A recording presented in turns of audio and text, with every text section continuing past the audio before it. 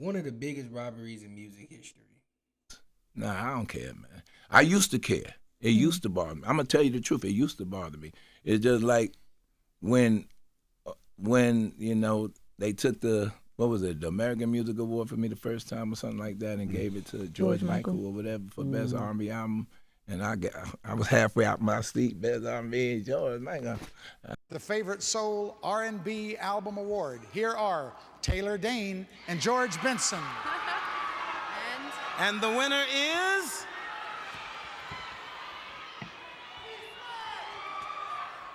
George Michael.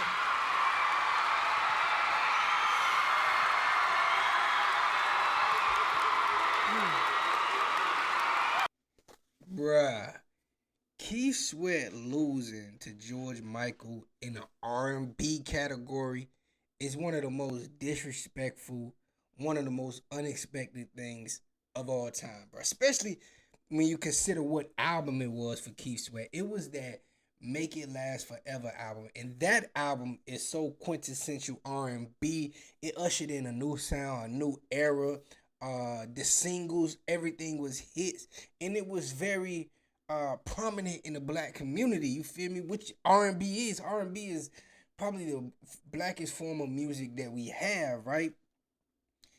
And to give that to George Michael, and no, George Michael was a great artist, and he did make music that was relevant to R&B. He did do great. He had great songs. You feel me? I'm not gonna take that at all away from George Michael. But the disrespect, because that Keith Sweat album still lives on to this day. It is people in their 20s and teens as listening to it up until people in their 70s. You feel me? Listening to that album. It's timeless R&B music. So to rob Keith Sweat of that moment, yeah, it's one of those moments in music history that, you know what? And I have a conspiracy theory about that, right? Because of the timing of that. It was 89, right? What was happening in the 80s, right? What was up? Black pop. Black pop music dominated the music scene, right?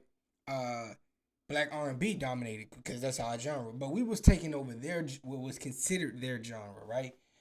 With Michael Jackson, with Prince, with Whitney Houston. You feel me? You had these huge, not just little artists. You had the biggest artists in the pop world, black. So I think this was kind of a shot back at that to make the biggest artist in a black category, which is R&B, make him to be white. You feel me? But it doesn't make any sense. You could tell it was just a shot because Keith Sweat deserved that. You feel me? Keith Sweat put out a project that still to this day gets sampled. So many hits came from that album, but so many hits from other artists came from that album.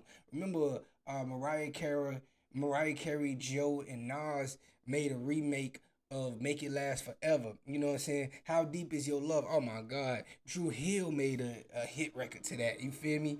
The New Jack Sound that came from Just Something Just Ain't Right. You feel me? Make It Last Forever. Probably one of the greatest R&B songs of all time. Probably most people probably have it in their top 50, man. If not their top 100. So, in the album Faith by George Michael, you feel me? Like, I'm not saying it was a bad project. I'm not saying George Michael doesn't have hits, because he does. But he should have been in the pop category. But they didn't want to put him in the pop category because black artists was dominating pop at that time. So,